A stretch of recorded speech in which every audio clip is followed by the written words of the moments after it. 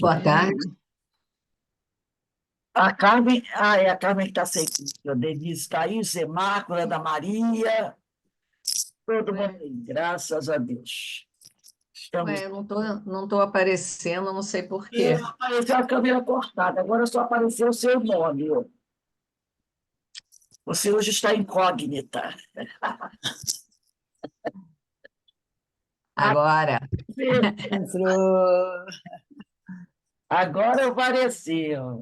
Então, eu só vou pedir a vocês aí, quem puder, pegar aí o livro dos médiuns.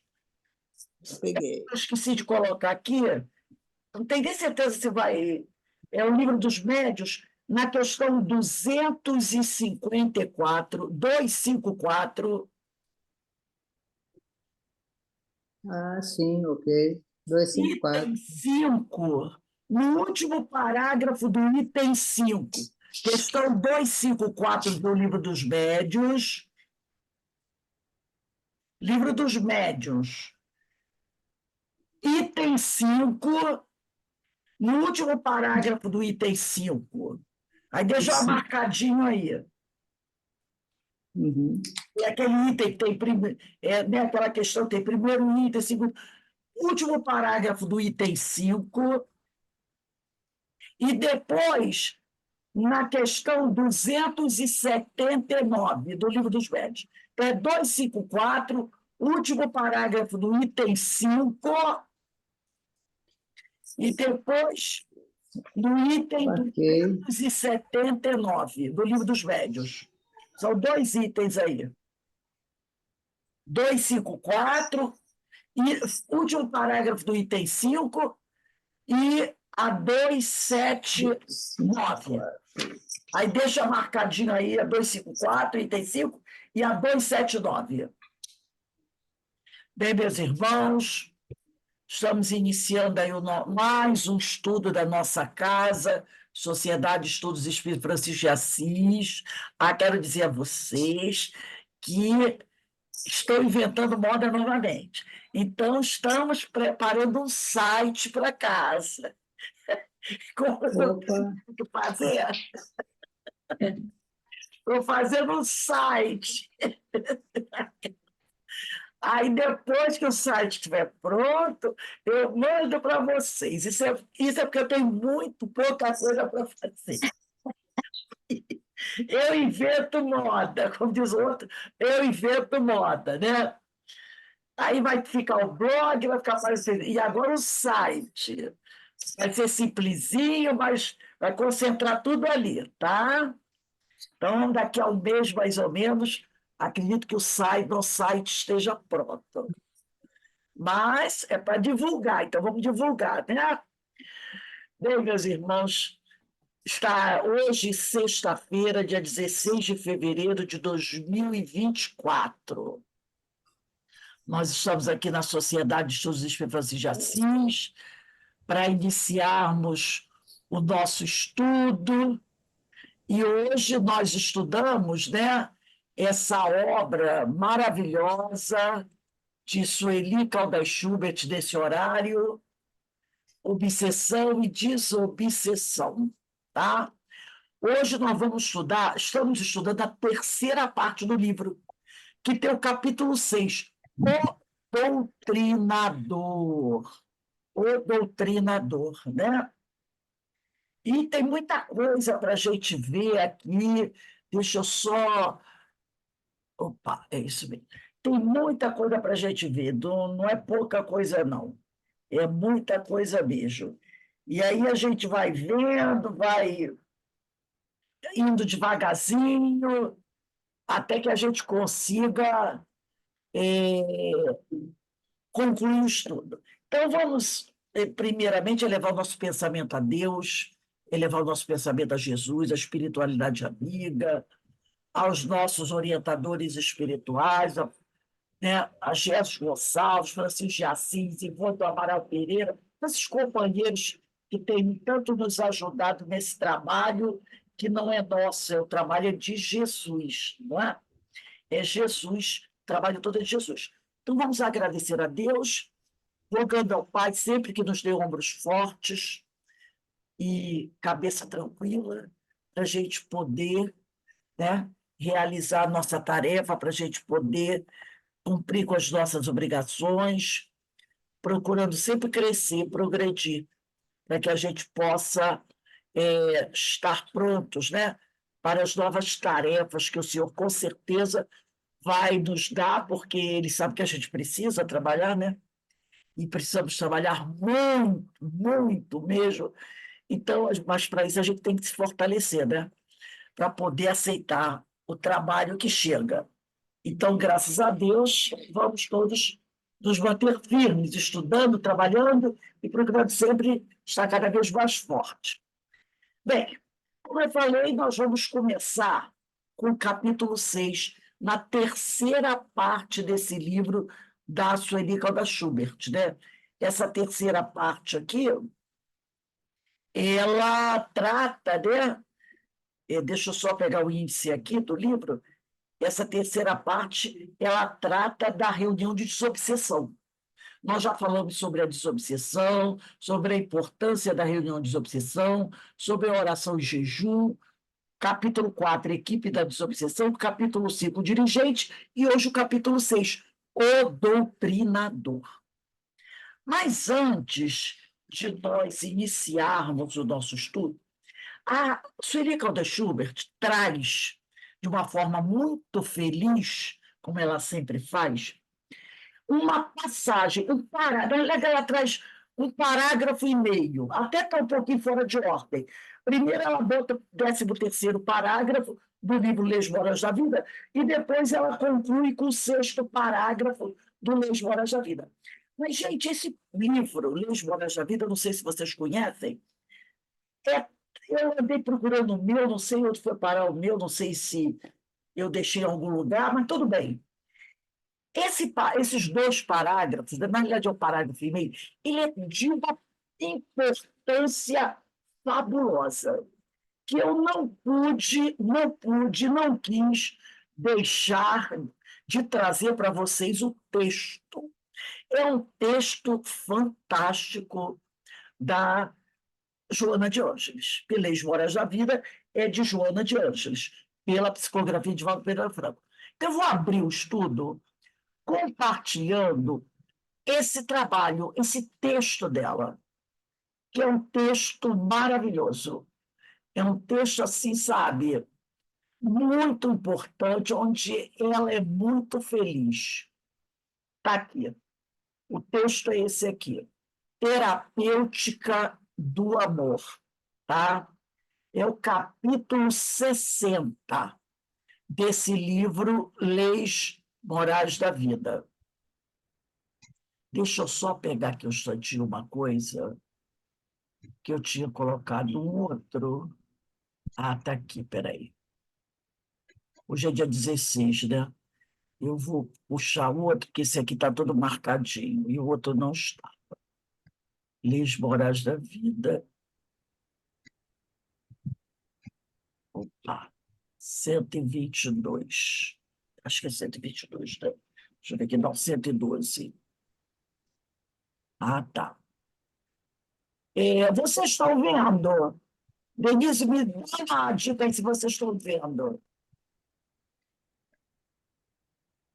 Sim, estamos vendo, sim, Rose. A parte que está marcada de amarelo?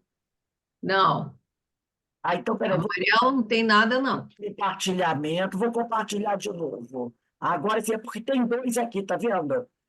Eu vou compartilhar esse aqui, porque esse eu já... Ah, esse é amarelo. Esse Esse é é o amarelo. amarelo, porque esse eu já tinha marcado, e o outro era o livro que estava aqui.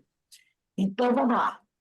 Ela diz assim, prestem atenção, gente, nesse texto. A Sueli só trouxe aqui um parágrafo e meio desse texto, mas esse texto é importantíssimo. Por isso que eu quis trazer o texto todo. E ela vai dizer assim, ó, Terapêutica do Amor, capítulo 60 do livro Leis Morais da Vida, de Joana de Ângeles, pela psicografia de Valdo Pereira Franco.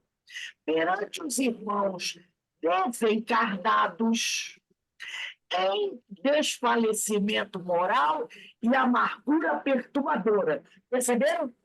ela já coloca aqui a situação dos espíritos desencarnados. Se alguém quiser falar alguma coisa, tá, gente? É só ligar o microfone, falar, depois não esquecer de desligar o microfone, para não dar nenhuma microfonia aqui.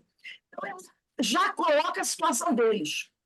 Ela fala, perante os irmãos desencarnados, em desfalecimento moral e amargura perturbadora. Então, ela já diz, espíritos desencarnados, desequilibrados, perante estes.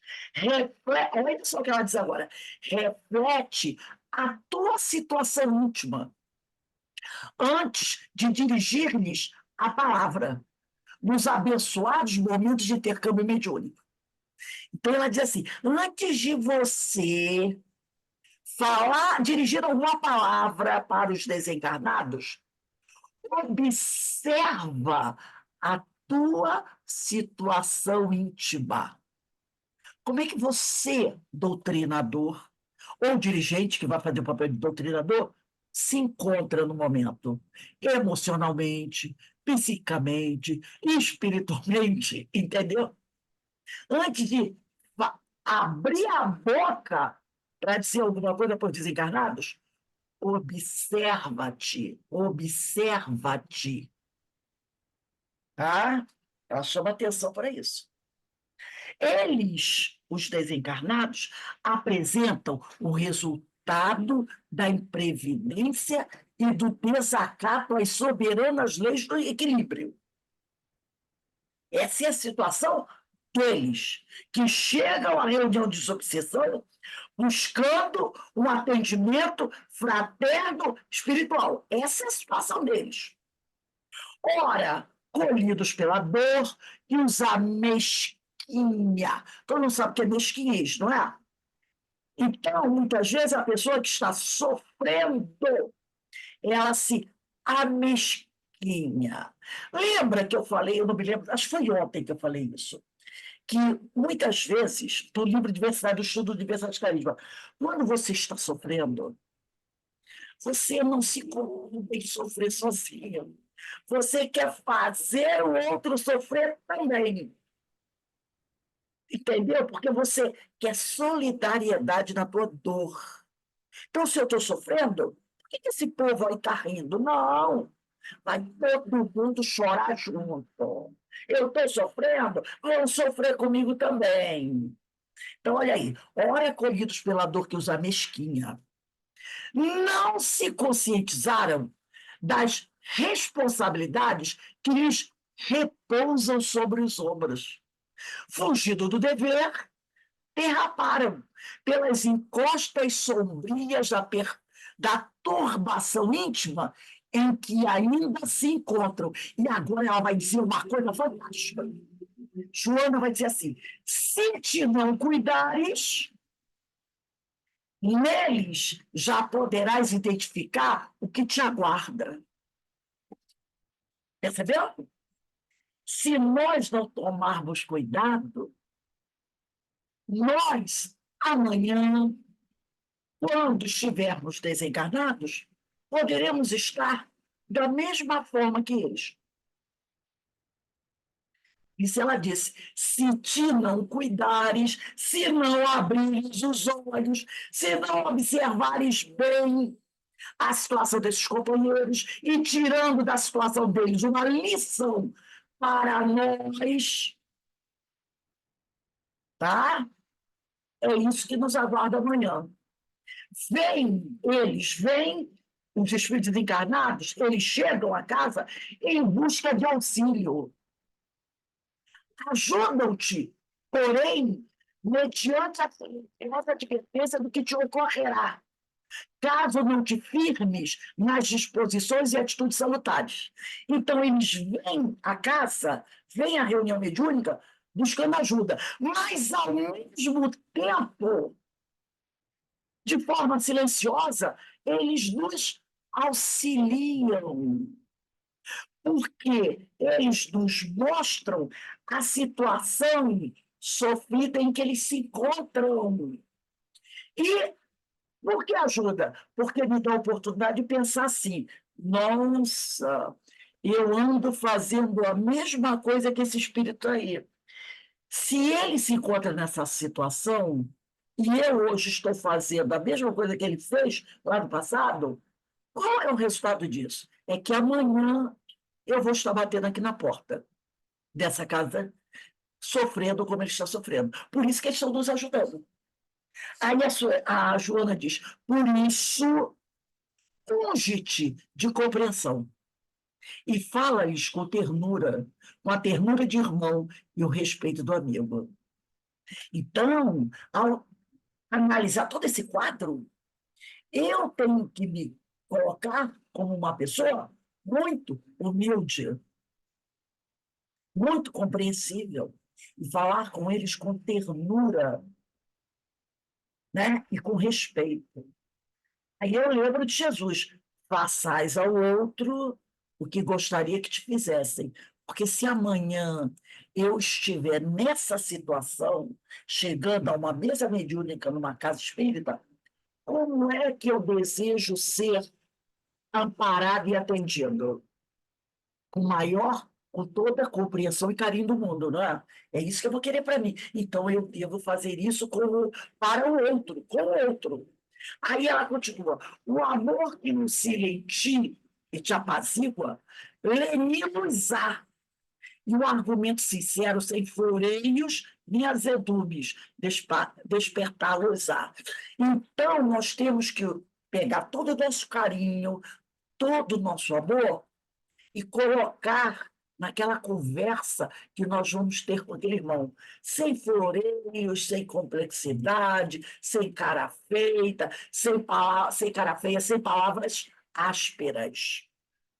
De forma alguma, incidas na discussão frutífera, ou no preciosismo da linguagem vazia de significação fraternal.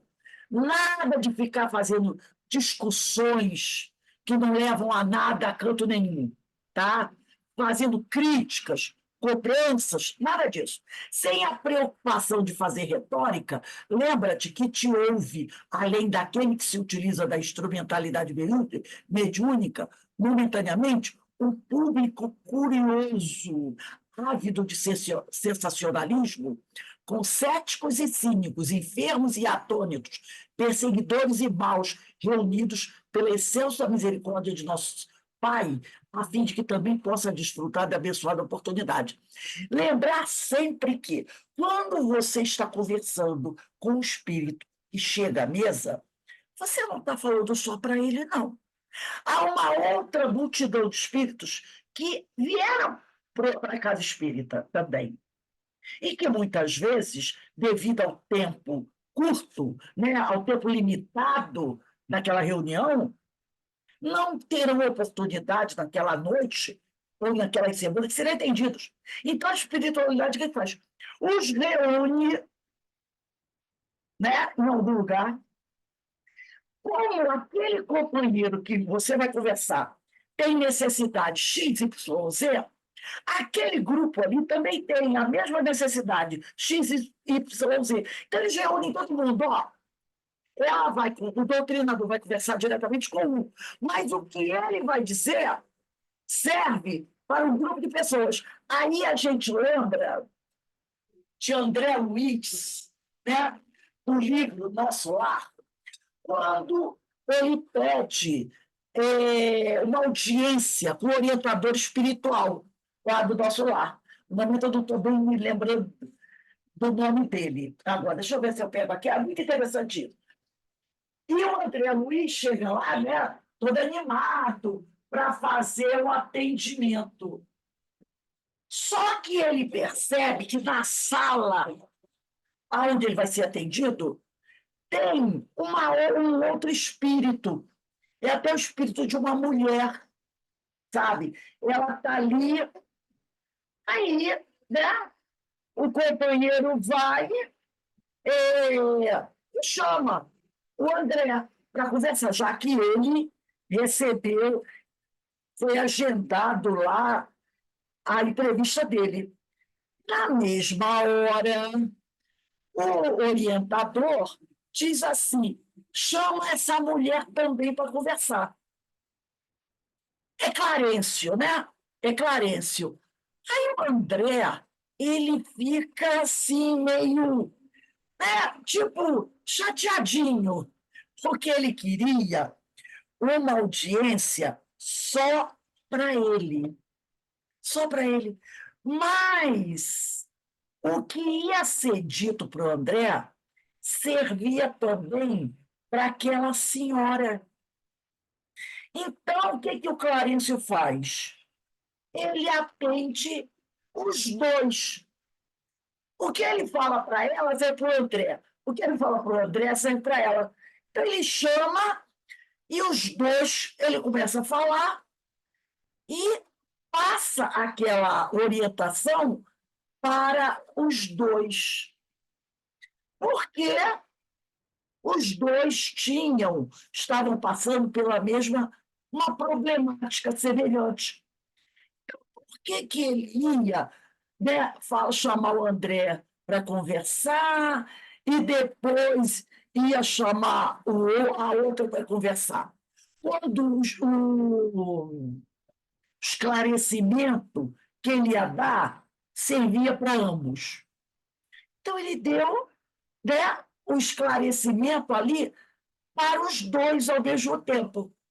Aí depois é que o André vai perceber o que aconteceu. Porque no início ele fica até meio assim, né? Assim, meio chateado, porque ele pediu, se eu não me engano, né? Foi ele que pediu a entrevista. Mas havia uma mulher lá e o Clarencio chamou a mulher também. E os dois ficaram ali ouvindo, né, aquele esclarecimento. Então, é o que ele está querendo dizer mais ou menos aqui. E o que o doutrinador vai falar para o espírito serve para um outro grande número de espíritos. Então, aquele grupo vai ouvir o teu esclarecimento, tá? Por isso que ele diz aqui, ó, ela diz aqui, sem a preocupação de fazer retórica, de ficar falando muita coisa, muito bonito, lembra-te que te ouve, além daquele que se utiliza da instrumentalidade mediúnica, quer dizer, além daquele espírito que a Alice apresentou através do médium, momentaneamente, um público curioso que está ali também, ávido, muitos deles de sensacionalismo, concéticos e cínicos, enfermos e atônitos, perseguidores e maus, reunidos pela excelsa misericórdia de nosso Pai, a fim de que também eles possam desfrutar da abençoada oportunidade. Então, em si, a orientação do doutrinador ali é coletiva. Não serve só para aquele espírito, serve para uma multidão. Evita, diz a Joana, a astúcia do sofisma, né? Pelo jogo das palavras. Não te encontras numa pugna, né? Numa batalha verbal, da qual devas sair vencedor. A tua preocupação, enquanto doutrinador, deve ser a de esclarecer e meditar a ulceração, quer dizer, a dor, o sofrimento, que lhes consigas identificar. Os resultados pertencerão ao Senhor. A gente não tem que dar preocupação. Ah, ele não saiu daqui muito convencido, ele saiu daqui meio triste, eu não consigo. Não, faz a tua parte. Esclarece e busca aliviar a dor que você consiga identificar naquele irmão. Os resultados pertencerão ao Senhor. Incitado ao debate por aqueles que se comprazem em perturbar, declina com humildade de justa e procedente. Da justa, quer dizer, daquele debate, daquela conversa improcedente. Porque, às vezes, o espírito ele quer puxar briga, discussão infrutífera. Então, você tem que saber não dar conversação a esse tipo de coisa. Corta. Nem vencer o interlocutor, nem mesmo convencê-lo. Antes, socorrê-lo deve ser a inspiração que te embulha ao diálogo. Então, você não tem que estar preocupado que eu vou vencer essa discussão e eu vou convencer esse espírito. Não. A nossa função ali é esclarecer e aliviar a dor dele. Esse é o objetivo da conversa com o espírito. Diante deles, diante dos desencarnados que sofrem, embora alguns não se deem conta que tem uns que estão sofrendo muito, mas você ainda não perceberam que estão sofrendo. Mas isso não é muito diferente dos encarnados, né? Às vezes a gente encontra pessoas que estão sofrendo e muito, mas elas não percebem que estão sofrendo. Elas estão ali, digladiando, mas elas não percebem que, na realidade, elas estão sofrendo. Então, ele diz aqui, diante deles, os desencarnados que sofrem, embora alguns não se deem conta, coloca-te na posição de quem usa a terapêutica espiritual do amor em si mesmo. Então, primeiro a gente tem que colocar em nós essa terapêutica espiritual do amor. Né? Olha aí o auto-perdão, auto-evangelização, não é? E quem não se ama, como é que vai amar o outro? Quem não se perdoa, como é que vai perdoar o outro? Como não é justo o arrazoado contundente, quer dizer, o bate-boca, a confusão, nunca é oportuno, pieguijo e improdutivo. Da mesma maneira que não é justo você estar ali naquele combate com o espírito, tentando convencê-lo, né? Sendo duro com ele, criticando. Isso não é justo.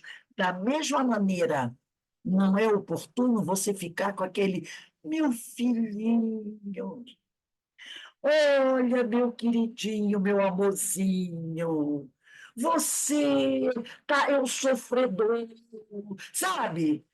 Não adianta nem uma coisa nem outra. Desde que coexiste os dois juntos, desde que o mundo espiritual entrou em contato com o mundo, nosso mundo, o mundo material, aquele no qual se encontram e o em que deambulas, os problemas, por sua equivalência, merecem o mesmo tratamento. Então, desde que haja, a gente sabe que há essa coexistência entre os dois mundos, e que os espíritos, uma hora estão no mundo espiritual, outra hora estão aqui na Terra encarnados, os nossos problemas são quase os mesmos, né? E eles merecem o mesmo tratamento. Ser, então, autêntico no sentido positivo. Não aparentes uma posição superior, conselheiral, rebuscada ou autoritária, ou excessivamente piedosa, né? Simulada com rasgos de uma emoção que não sintas. O bem é simples e a sua linguagem singela, dispensa as pesadas bagagens da aparência, exterioriza-se sutilmente antes que estronde o dominador. Aí continua Joana aqui. Não acreditarão na tua palavra os desencarnados com os quais dialogues. Todo conceito nobre ajudá-lo-ás. Então, não vai ser na primeira conversa que você tenha com eles que eles irão acreditar na nossa palavra. Tá? Não fiquem tristes. Ah, aquele espírito não acreditou em mim, não levou fé em mim. Não fiquem tristes. Tá? Todavia, permeia-te dos ensinos que lhes ministres, incorpora-os ao comportamento cotidiano. O que ela está dizendo? Se você está dando uma orientação de como ele deve buscar se comportar, lógico, sempre à luz dos ensinos de Jesus, faz isso primeiro. Faz isso primeiro. Incorpora esse comportamento que você está recomendando em ti mesmo. Não apenas porque te ajudarão a acender e libertar-te das paixões, como porque os teus ouvintes te acompanharão a verificar se apenas falas ou se vives as disciplinas que ministras, lutando contra as imperfeições que profligas. Então, não adianta você dizer, olha, meu irmão, você tem que procurar amar os seus inimigos, você precisa aprender a perdoar, você tem que ter mais calma, mais paciência, mais tranquilidade. Não adianta falar só isso. Você precisa também viver isto. Por quê? Porque esses que estão ali ouvindo você falar, já estudamos isso, eles irão nos acompanhar durante semana, um mês, alguns anos, para verificar se nós estamos fazendo aquilo que falamos, se nós estamos vivendo as disciplinas que estamos ministrando, se nós estamos lutando contra as nossas imperfeições. Em última análise, quem se faz instrutor deve valorizar o ensino aplicando em si próprio. Gente, que lição, né? Que lição que a Joana está dando aqui. Com natural esforço, a pouco e pouco, despojas-te das mazelas que afetam, que afeiam a transparência das tuas realizações. E aproveita o ensejo de, mantendo contato com os irmãos que já defrontam a consciência livre, aprenderes que te encontras no mundo em processo de purificação, precioso e relevante, e o não podes desperdiçar. Lembra que a gente está aqui para crescer, para aprender, para se renovar. E a gente não pode perder tempo. As palavras repassadas de lealdade que fluem da fonte inexaurível da experiência pessoal possuem cativante e envolvente magnetismo, que lhes serve, que lhes atesta a excelência. Pondera, pois, na tua transitória situação. Ela chama a atenção da gente para isso. Pondera, quer dizer, pensa, analisa a tua transitória situação. Quem sabe no futuro, inverta os seus papéis. Quem ora te busca na reunião mediúnica, sedento de uma orientação, poderá amanhã estar no teu lugar, enquanto lhe ocupes a posição. Amanhã pode se inverter os papéis. Pode ser que esse espírito sofredor que hoje você está orientando, amanhã ele possa ser um doutrinador. E nós podemos estar ali como espírito sedento de um consolo. As posições podem se inverter. A desencarnação e a reencarnação constituem portas de acesso à vida e expressões diferentes. Né? Desencarnação e reencarnação são portas. Portas de acesso à vida e expressões diferentes. Se, apesar de tudo, desejando esclarecer os nossos irmãos em desalinho espiritual, em desequilíbrio, não lhe obrigares o êxito que te parece ideal, não descoroçoes. Quer dizer, se você, de repente, depois de fazer toda aquela explanação para o espírito, achar que você não conseguiu êxito, fique convencido. Ela já disse lá em parágrafos anteriores, o trabalho é do Senhor. Aí ela diz aqui, toda tentativa de amar e ajudar é sempre válida, se não para quem pede, ao menos para quem se dispõe a doar. Se você foi ali e conversou com o espírito e fez o melhor, doou todo o seu amor, tudo bem. Está tudo bem. É válido, mesmo que você ache que não tenha tido êxito. Tá? E se hoje esses irmãos não te puderem entender, né? E se hoje não te puderem entender os desencarnados, entorpecidos pela anestesia da liviandade, posteriormente, quer dizer, no futuro, valorizarão a tua tentativa de servi-los e, por isso, não te amarão e respeitarão menos. Hoje, as tuas palavras podem não ter surtido o efeito que você esperava, mas a semente foi plantada e ela vai germinar no futuro, e eles valorizarão isso. Tudo é válido, diz Joana, na economia do bem, na casa do Pai Celestial, em que, por enquanto, transitamos entre as vibrações da estação terrena. O mais importante é que você trabalhe com amor. Com amor. Esse é o mais importante. Esse é o último texto do livro. Gente, viu que texto maravilhoso da Joana? Que ensinamento ela trouxe para a gente nesse texto? Gente, é fantástico. É o último texto do livro Leis Morais da Vida, capítulo 60. É fantástico.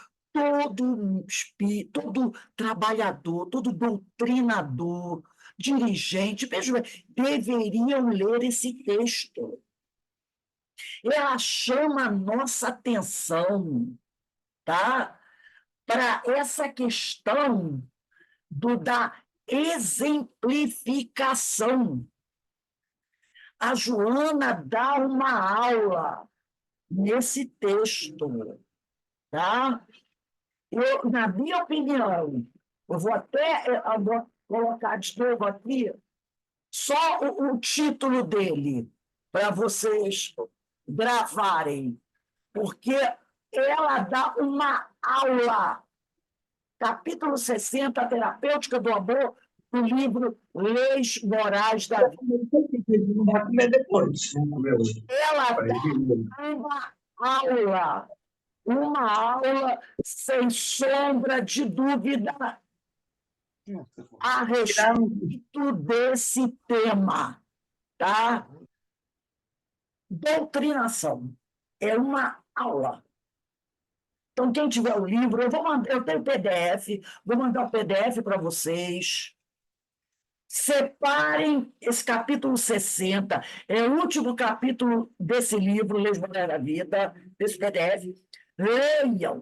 Leiam esse capítulo. Ela dá uma aula sobre a posição do doutrinador, onde ela disse bem claro ali: te cuida, porque amanhã pode ser você na mesa. É aquela frase, eu sou você amanhã, né? Se amanhã ela diz, te cuida, É. porque você está ali, ele chega, o Espírito chega em busca de esclarecimento, mas ele também está te ajudando. Como me ajudando? Mostrando a situação dele para você. Mostrando que você, se não se cuidar, amanhã é você que está aqui. É você que está... E olha, não é preciso muita coisa não, tá? E pode até acontecer desse espírito amanhã encarnado está sendo doutrinador e está doutrinando você que lá no passado tentou levar esclarecimento a ele, mas não viveu. Então ela diz, viva, procure viver os ensinos que você está transmitindo. Procure viver, porque eles vão te observar. Eles vão te acompanhar para saber se você está fazendo aquilo que você falou que ele deveria fazer. Então, aqui é uma aula, tá? É uma aula. Então, vamos voltar para o nosso livro agora? Primeiro parágrafo, porque a Ju... Oi, pode falar. Então, eu acho que isso serve para todos os trabalhadores, Para todos, de entendeu? qualquer área do trabalho da casa. É, porque a gente não sabe o que que se passa no coração de cada um. De jeito nenhum. De jeito Então, nenhum. todos estão sujeitos a passar por isso, né? Realmente. Todos os doutrinadores. Isso aí é para todos. Para espíritas e não espíritas. Tá? Isso aí. É para todos. Né?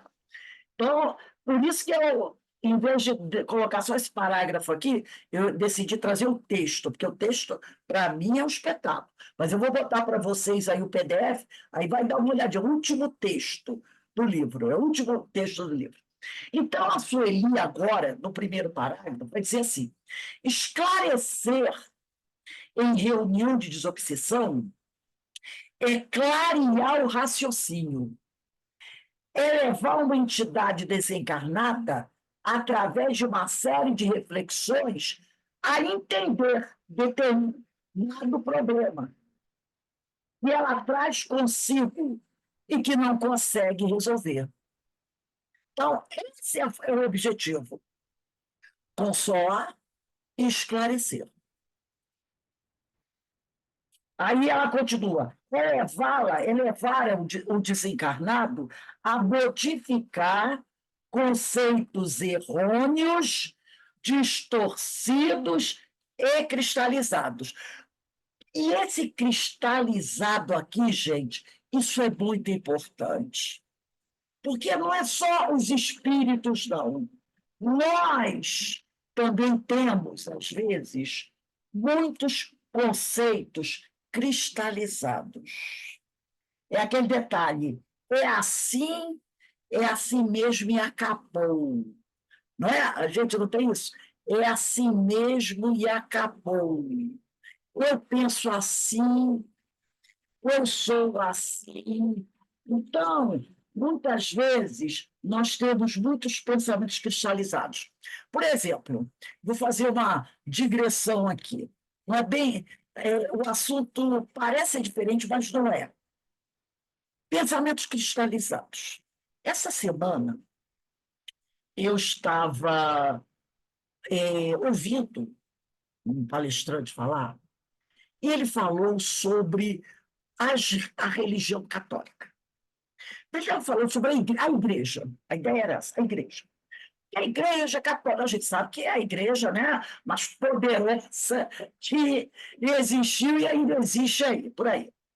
Então, ele estava falando que a Igreja Católica é uma instituição que trouxe muitos problemas, e que a igreja é isso, que a igreja é aquilo, que a igreja é o mal, que a igreja é isso, a igreja é aquilo, que todos aqueles que participaram da igreja fizeram muita coisa errada, né? Distorceram, enganaram, prejudicaram, aquela conversa, aquela conversa. Aí eu fiquei pensando assim, como ele, muita gente pensa, né? Assim. Falei assim, mas peraí, vamos fazer uma análise aqui. A igreja, ela existe desde o ano 300 depois de Cristo, né? Vamos pensar em questão de Europa, não vamos pensar em Brasil, vamos pensar em Europa, que é muito mais antigo. Na Itália, na França, na Alemanha, mesmo antes desses países serem constituídos, né, como países, eram grandes territórios, a igreja sempre esteve presente. Vamos pensar aqui, só para a gente. Um burgo é uma pequena aldeia, lá no interior da Inglaterra, da França, da Alemanha, da Itália, né? Um pequeno burgo, que normalmente é 200 habitantes, 300 habitantes, um feudo, onde, né, aqueles colonos viviam trabalhando no sofrimento terrível. Normalmente uma igrejinha muito pobre, aonde um padre, um frei, um franciscano, era colocado lá para levar o consolo, a palavra do Senhor para aquele povo. Normalmente esses padres, esses freis que iam para essas igrejinhas, nunca pisaram no Vaticano. Nunca essa pequena aldeia foi visitada por um bispo, um cardeal. Que um bispo não ia para uma aldeia dessa pequenininha, lá no interior, no seu belíssimo corcel branco ou na sua carruagem dourada. Que esse cardeal e bispo só andavam assim, né, gente? Alguém acha que bispo e cardeal ia de jegue? Claro que não. Um bispo e cardeal, aquele do anel com aquela pedra vermelha, né? Com aquelas roupas, né, douradas, coloridas, de seda pura, alguém acha que ele ia andar na lama, numa pequena aldeia lá no interior da França? Nunca botou os pés lá. O cardeal também nunca botou os pés lá. O Papa, muito menos, não é verdade? Então, aquele padre, aquele frei que estava ali, fazia parte daquela comunidade. Eram homens que ajudavam o seu povo esclarecendo, levando a palavra do Senhor. Muitas vezes era um padre que só tinha uma batina, e mesmo assim muito surrada. Muito surrada. Muitos deles, quando as aldeias eram invadidas, morriam junto com a população. Muitos deles seguiram para as cruzadas porque iam acompanhando aquela população local, que quando os príncipes queriam engrossar seus exércitos para as cruzadas, eles iam nos feudos, nas pequenas aldeias, e recrutavam meninos dos 12 anos para cima. Muitas vezes os padres iam junto para ser aquele amparo espiritual para aqueles soldados, ou até mesmo de médico, porque esses padres, esses freios dessas pequenas aldeias, eram professores, conselheiros espirituais e às vezes médicos. Nunca pisaram no Vaticano, nunca pisaram no Vaticano. Muitos desses padres, que a gente nunca vai saber o nome, morreram nos campos de concentração durante a Segunda Guerra Mundial. Porque essas pequenas aldeias na Europa, na França, na Itália, né? Na Alemanha, na Polônia, quando invadidas por tropas nazistas, o que acontecia muitas vezes com a população? Que às vezes um ou outro se insurgia. O que o comandante nazista fazia? Quando um ou outro se insurgia ou matava o soldado alemão, ele punia exemplarmente. Como? Pegava grande parte da cidade, botava dentro de uma igreja e tacava fogo. Vocês conheceram essa história? E os padres eram os primeiros a irem juntos. Muitos padres, muitos pastores morreram nas suas aldeias pequenininhas, no interior de vários países da Europa, assassinados ao longo de toda a história. E no Brasil? Quantas cidadezinhas aí do interior do Maranhão, do Piauí, lá do Amazonas, em cidades que a gente nem sabe, que quando você diz assim, e tem uma cidade lá no interior do Rio Grande do Norte, aí tu olha assim, meu Deus, uma poeirada danada nas estradas, sem saneamento, tem a sua capelinha lá, está com o seu padre lá, que nunca entrou na catedral lá em Brasília, nunca botou o pé lá. Esses homens foram homens muito bons, muito caridosos, vivenciaram o evangelho, viveram e morreram sem a gente saber quem eles eram. Então a gente tem que cuidar dessas ideias cristalizadas, quando a gente diz assim, a igreja, os padres, entendeu? A gente faz isso, a gente generaliza.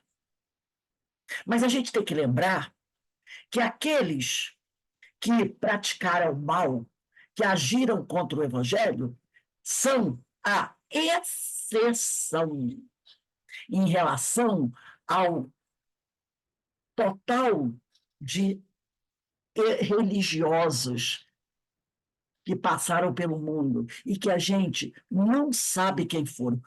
Nasceram ali, sem ninguém, lá no cantinho de um país, de uma aldeia, e morreram sem que a gente soubesse. Da mesma maneira que a gente diz assim, tem muito espírito superior trabalhando no interior do nosso país, que ele nasce e morre e você não sabe quem era. Tá? Fazendo trabalhos belíssimos no interior do Amazonas, né, no meio aí dessas florestas, espíritos superiores. Ele chega no silêncio e parte no silêncio. Nunca vai aparecer na manchete de um jornal. O trabalho que ele realiza lá, em silêncio, ajuda centenas de pessoas. E você mal sabe, a gente mal sabe que naquele corpinho que está trabalhando ali, lá no interior do Amazonas, naquelas pequenas aldeias, ajudando aquela população, é um espírito de escola. Que muitos deles encarnam em missões. Missões. E ninguém sabe. Ninguém sabe. Sem mídia. Sem mídia. Então, a gente tem que tomar cuidado com esse nosso pensamento cristalizado, quando o pessoal fala da igreja, e a igreja, rapaz, a igreja. Olha, quando você está falando da igreja, Você está falando de todo o corpo dessa igreja. Foram milhares e milhares e milhares de homens, sacerdotes, freis, e vamos lembrar os pastores evangélicos que fazem trabalhos lá do interior da África, trabalhos belíssimos, que ninguém sabe. Ninguém sabe. Vamos lembrar dos médicos sem fronteira, não é? Que ninguém sabe. E outros irmãos de outras modalidades religiosas por aí, que fazem trabalhos belíssimos. E também os ateus, que fazem trabalhos maravilhosos para o Senhor. E dizem que não acreditam em Deus, mas trabalham para o Senhor de fio a pavio, não é verdade? Fazem trabalhos extraordinários. Então a gente tem que tomar muito cuidado. Isso é um pensamento cristalizado. Quando a gente julga, porque a igreja, nossa, a igreja, isso é um mal, é isso e aquilo outro. Por causa de um ou outro, você acredita que todo grupo, que todos são iguais, e não são. Então, a gente tem que se desnudar desse pensamento cristalizado. A generalização é uma droga. Ela faz um mal terrível. Por isso que ela diz aqui, o doutrinador, uma das suas funções é levar essa alma, né, a modificar conceitos errôneos, distorcidos e cristalizados. E essa ideia que a gente tem da igreja, como também a gente tem muitas vezes dos nossos irmãos evangélicos, às vezes a gente tem, não é? É uma coisa equivocada. A gente tem que tomar cuidado. E a gente tem de uma série de outras coisas. Também dos políticos, não tem? Também tem dos políticos. Todo político é corrupto. Todo político não presta. A gente não fala isso? Fala. É um conceito distorcido. É um conceito distorcido. A gente tem que começar. Aqui ela está falando dos desencarnados, né? Mas a gente não pode esquecer que nós também temos esses conceitos. E a gente tem que começar, né, a modificar isso. Aí ela diz aqui, e levar a modificar conceitos, levar aquela entidade desencarnada a modificar conceitos errôneos, distorcidos e cristalizados por meio de uma lógica clara, concisa, com base na doutrina espírita. E, sobretudo, permeado de amor. Porque Kardec sempre chamou a nossa atenção para a tal da generalização, não é? Várias vezes ele fala, gente, não generaliza. Kardec fala isso muito, não generaliza. Cuidado com isso. Aí continua aqui. Essa é uma das mais belas, ela está falando sobre a doutrinação, tarefas da reunião de desobsessão, e que requer muita prudência, discernimento e diplomacia, que requer principalmente, vamos sublinhar agora, o ascendente moral daquele que fala sobre aquele que ouve. Isso é para sublinhar. Que está sendo atendido. Esse ascendente moral faz com que as explicações dadas levem o cunho da serenidade, da energia equilibrada e da veracidade. Agora a gente vai do Livro dos Médiuns. Questão 254, item 5, último parágrafo. 254 é o item 254, Questão 5. A gente tem que começar também a corrigir a forma como a gente fala do Livro dos Espíritos. O Livro dos Espíritos é questão. Questão 185. Livro dos Médiuns é o contrário. É item 254, questão 5. Tá? Item 254, questão 5, último parágrafo. O último parágrafo da questão 5 diz assim: demais, o ascendente que o homem pode exercer sobre os espíritos está na razão da sua superioridade moral. Ele não domina os espíritos superiores. Não, desculpe, é isso mesmo. Ele não domina os espíritos superiores, nem mesmo os que, sem serem superiores, são bons e benevolentes. Mas pode dominar os que lhe são inferiores em moralidade. A gente não domina os espíritos superiores, né? Nem mesmo os bons e benevolentes. Mas podemos dominar, gente, esse dominar entre aspas, tá? Que a palavra dominar pode parecer assim, né? Os que lhe são inferiores em moralidade. Agora vamos lá na 279, questão 279. 279. Diz assim, de O Livro dos Médiuns, das Evocações. Diz assim: ninguém exerce ascendentes sobre os espíritos inferiores, senão pela superioridade moral. Os espíritos perversos sentem que os homens de bem os dominam. Contra quem só lhes opõe a energia da vontade, espécie de força bruta, eles lutam e muitas vezes são os mais fortes. Alguém que procurava domar um espírito rebelde unicamente pela ação da sua vontade, respondeu o espírito rebelde: deixa-me em paz com teus ares de mata-mouros. Mata-mouro quer dizer valentão, fanfarrão, falso herói, né? Que não vales mais do que eu. Olha só, já pensou o espírito dizer isso para a gente? Para com essa tua conversa que tu não vale mais do que eu. Nossa! Aí ele, dir-se-ia um ladrão a pregar moral a outro ladrão? Olha aí. Há quem se espante de que o nome de Deus invocado contra eles nenhum efeito produz. A pessoa diz: nossa, o doutrinador falou, em nome de Deus, saia daqui, e não adiantou nada.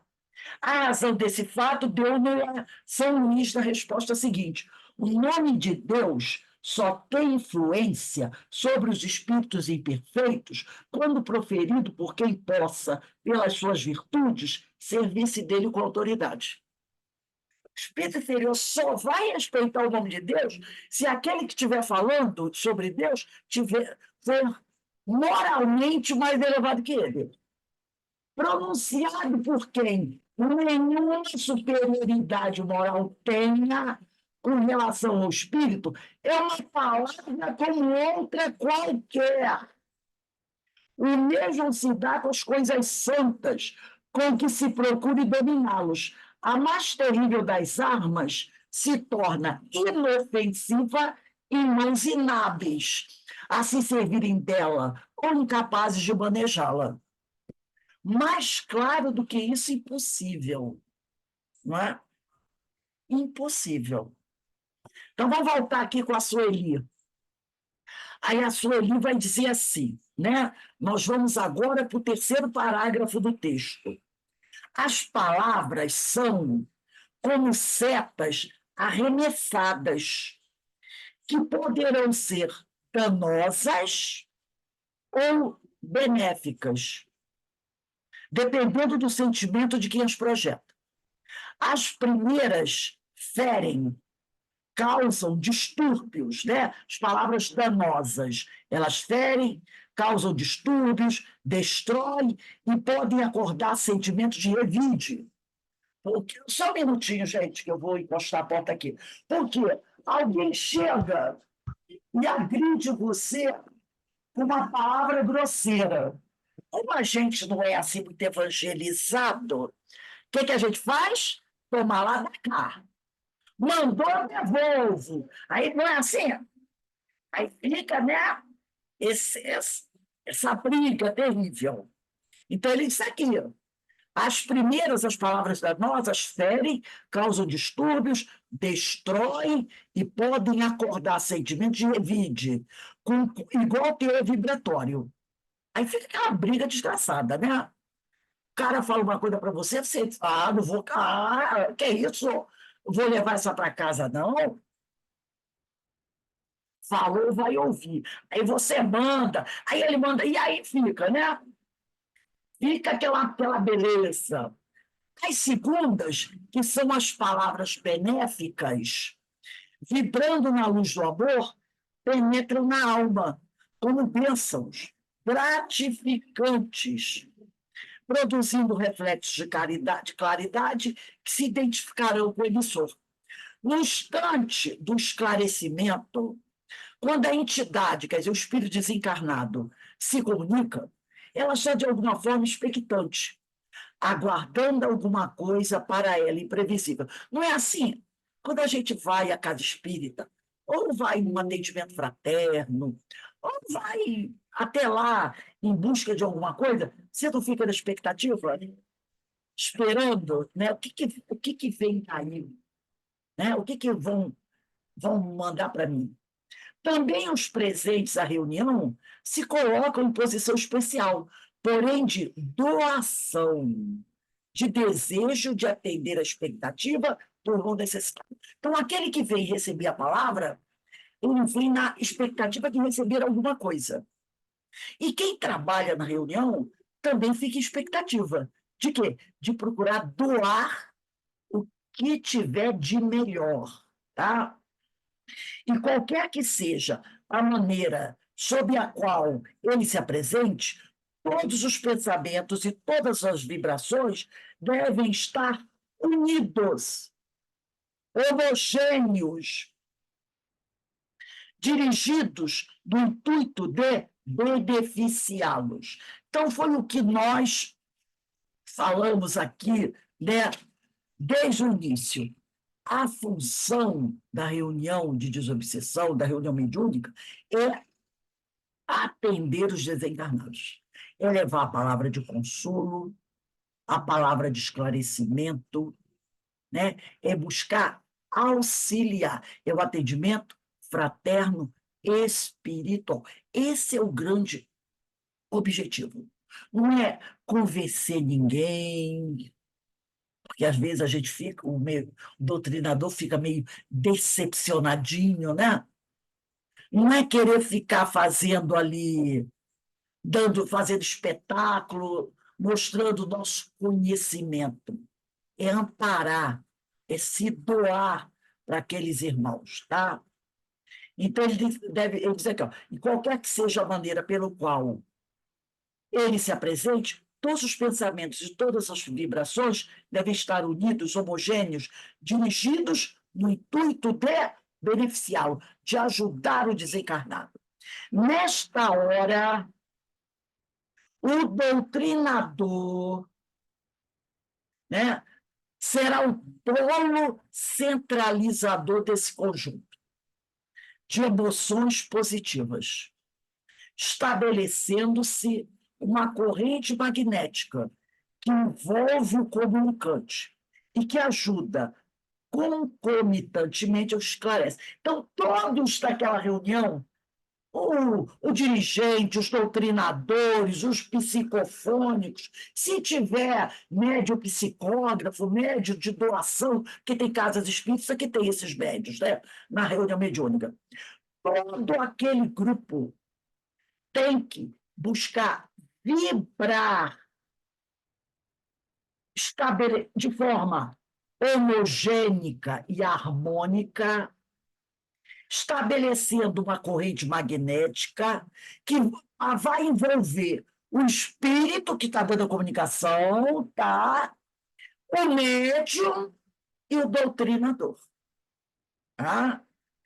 Então, ele envolve o comunicante envolvendo o comunicante, envolve o médium, né, gente? Psicofônico. E que ajuda concomitantemente, quer dizer, ao mesmo tempo, ao que esclarece, que é o doutrinador. O doutrinador, recebendo ainda o influxo amoroso do mentor da reunião, lembra que a gente falou que tem um dirigente espiritual da reunião e que esse dirigente espiritual está ligado ao dirigente da Terra? Está ligado ao doutrinador, aos trabalhadores? Quer dizer que, nesta hora, né? Aí, não, o doutrinador, recebendo ainda um influxo amoroso do mentor da reunião, do orientador espiritual da reunião, terá condições de dirigir a conversação para o rumo mais acertado e que atinja o cerne da problemática que o espírito apresenta. Ele está dizendo aqui uma coisa muito importante. Às vezes, o médium, o outro doutrinador ou o dirigente podem não estar entendendo bem a conversação. Mas a gente tem que tomar muito cuidado. Não pode ficar fazendo julgamentos. Porque aquele doutrinador que está conversando com o espírito, ele não está ali sozinho, não. Há um companheiro do plano espiritual, normalmente dirigente do trabalho, que está assessorando aquele doutrinador. Então, o trabalho da equipe daquela reunião é vibrar pelo doutrinador, como deve vibrar pelo espírito. E confiar. Confiar. Porque é o que ele diz aqui. Né? Este é o doutrinador. Recebendo ainda, além de receber a carga magnética de amor que vem dos seus companheiros encarnados da mesa, o doutrinador, além de receber essa vibração dos companheiros encarnados, ainda recebe o influxo amoroso do mentor da reunião. Assim, ele terá, o doutrinador, condições de dirigir a conversação, o diálogo com o espírito, para o rumo mais acertado, e que atinja o cerne, o ponto capital da problemática que o espírito apresenta. Porque tem companheiros que, às vezes, acreditam, pensam que o trabalho está à deriva. E, em vez de ficar vibrando pelo doutrinador, enviando o melhor de suas energias para o espírito comunicante, fica julgando e analisando a doutrinação. E com isso, o que acontece? Quebra a vibração do trabalho. Aí, às vezes, a pessoa diz assim: o doutrinador não foi bem, esses espíritos aí, nossa, esses espíritos aí mandaram tanta carga negativa para ele que o doutrinador não foi bem. Às vezes não é bem os espíritos, não. Às vezes é a própria equipe. É a própria equipe que não fez o que a Sueli está dizendo aqui. Não vibrou de forma adequada, harmônica, né? Homogênea, para fortalecer o doutrinador e o espírito. E aí, o doutrinador do plano espiritual, teve que suar para poder compensar a falha da equipe. Então, esse trecho aqui é fantástico. É para a gente sublinhar. Este é o doutrinador, ainda um influxo amoroso do mentor da reunião, terá condições de dirigir a conversação para o rumo mais acertado e que atinja o cerne da problemática. E o outro trecho que a gente tem que sublinhar é essa aqui, ó. Nesta hora, o doutrinador será o polo centralizador desse conjunto de emoções positivas, estabelecendo-se uma corrente magnética que envolve o comunicante e que ajuda concomitantemente ao que esclarece. E aí segue sublinhando até o final. Isso aqui é muito importante, porque às vezes a equipe que trabalha na mesa não tem a mínima noção disso. Aí chega da hora da avaliação, cai de pau no doutrinador. Cai de pau no doutrinador. Aquele não doutrinou bem, não. E, olha, eu percebi coisas que ele não foi bem. Ora, se alguém está doutrinando e você está lá, nossa, esse doutrinador não vai longe. Está na hora do dirigente interferir. Nossa, quanta besteira o doutrinador está falando. O que vai acontecer nessa reunião? Vai acontecer. Percebeu? É isso aqui que ela fala. Que a Sueli está nos ensinando. Né? Nós precisamos nos unir. Tá? Todos os pensamentos, mais um pedacinho, subindo, mais um pedacinho para a gente sublinhar. Mais uma. Vamos lá. Todos os pensamentos e todas as vibrações devem estar unidos, homogêneos, dirigidos no intuito de beneficiá-lo. Então, pega mais esse pedacinho. Está aí, ó. Todos os pensamentos e todas as vibrações devem estar unidos, homogêneos, dirigidos no intuito de beneficiá-lo. Nesta hora, o doutrinador será o polo centralizador desse conjunto de emoções positivas, estabelecendo-se uma corrente magnética que envolve o comunicante e que ajuda concomitantemente ao que esclarece. O doutrinador, recebendo ainda o fluxo amoroso do mentor da reunião, terá condições de dirigir a conversação para um rumo mais acertado e que atinja o cerne da problemática que o espírito apresenta.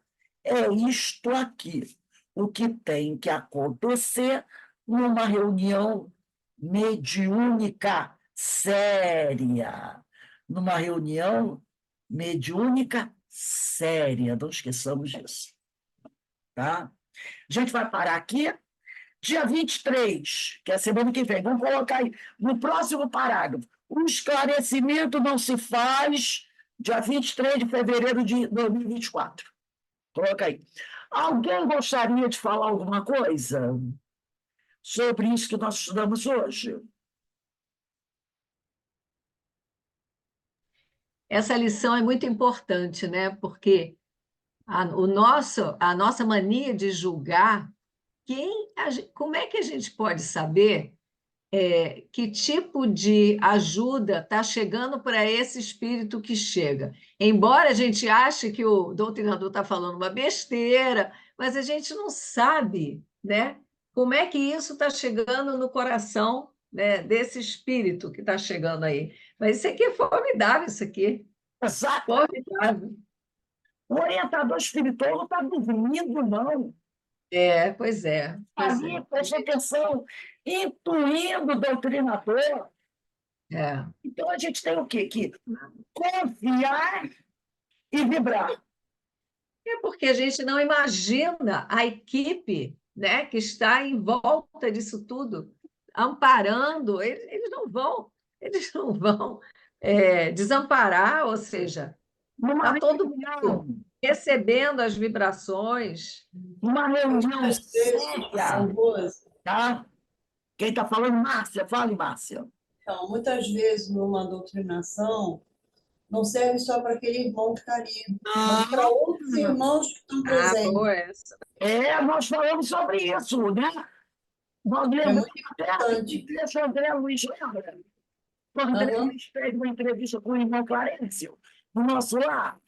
E quando ele chega lá, tem mais uma pessoa, e o irmão Clarencio chama os dois, e o André Luiz fica meio decepcionadinho, que ele queria uma coisa bem particular, e o Clarencio Isso, fala, e o que ele fala sai para os dois.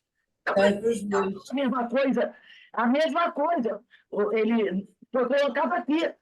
Quando você está doutrinando, né, conversando com o espírito, há um grupo de outros espíritos ali que vão ouvir. E o que ele está falando para aquele espírito serve para os outros também.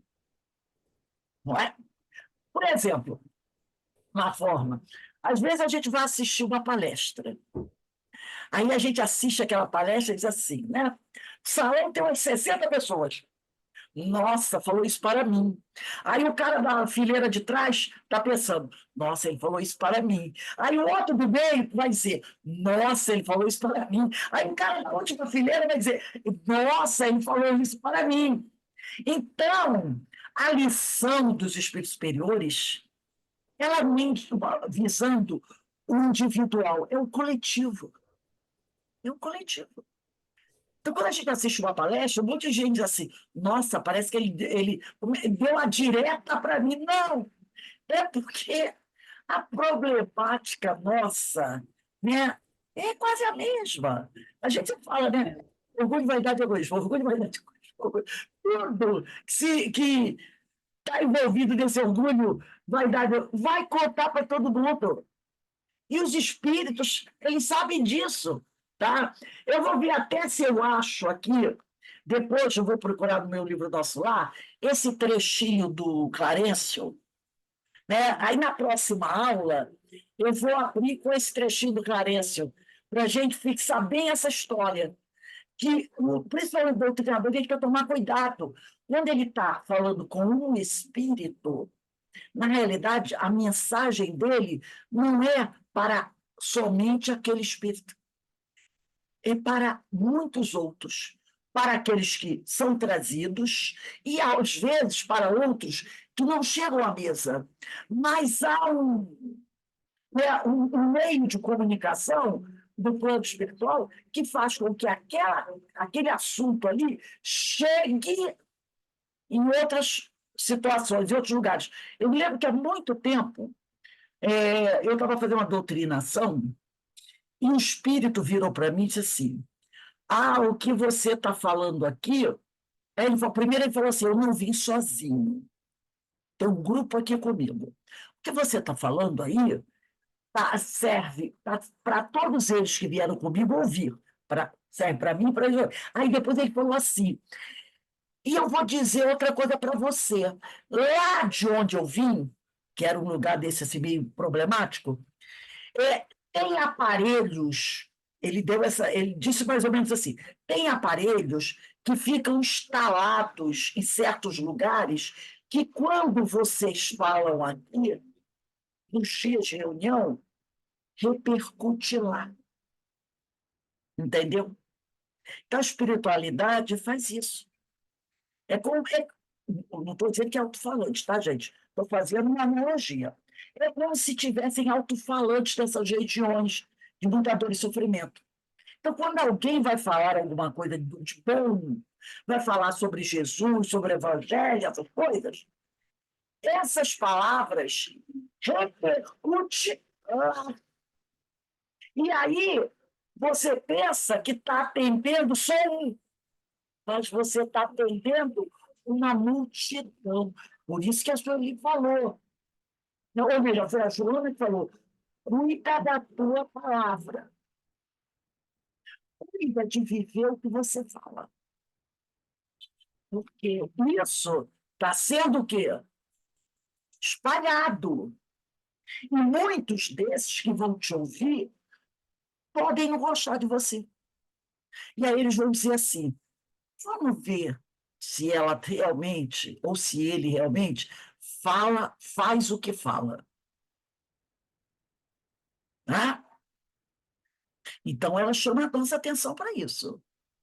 Rose, Vale. eu estava aqui pensando, né? Quando a gente às vezes encontra alguém na rua, que às vezes a pessoa está com algum problema, resolve se abrir com você, que é uma estranha, e você fica ali ouvindo ela, e ela às vezes está em dúvida com algumas decisões, você é inspirada intuída no caso, para falar aquilo que vai confortar aquela pessoa. Aí eu estou pensando que também com ela não está sozinha, né? Tem um grupinho do lado dela, Claro, na mesma situação, e de repente você está ajudando ela e os outros exatamente. companheiros. Ela foi inspirado por um amigo espiritual, às vezes um amigo espiritual seu ou dele, para você levar aquela palavra, né? que ajude aquele companheiro. Então, a gente tem Agora que falando, estar parado. eu não tinha parado para pensar nisso, que Para a ver. gente não está ajudando um, está ajudando vários. Eu vou ver se eu acho esse trecho, que eu acho esse trecho muito interessante do irmão Clarencio. Aí, Rose, do chat. Ah, achou? Ah, então deixa eu Já. rapidinho, peraí. Deixa eu pegar aqui o chat. Ela colocou aqui no chat, capítulo 13. Deixa eu ver se eu tenho um pedacinho aqui. Capítulo 13 do Gabinete do Ministro. Página 75. Deixa eu ver aqui.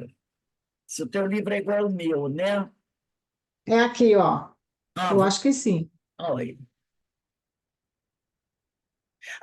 Quando ele diz assim, no dia imediato, muito cedo, né? Uhum.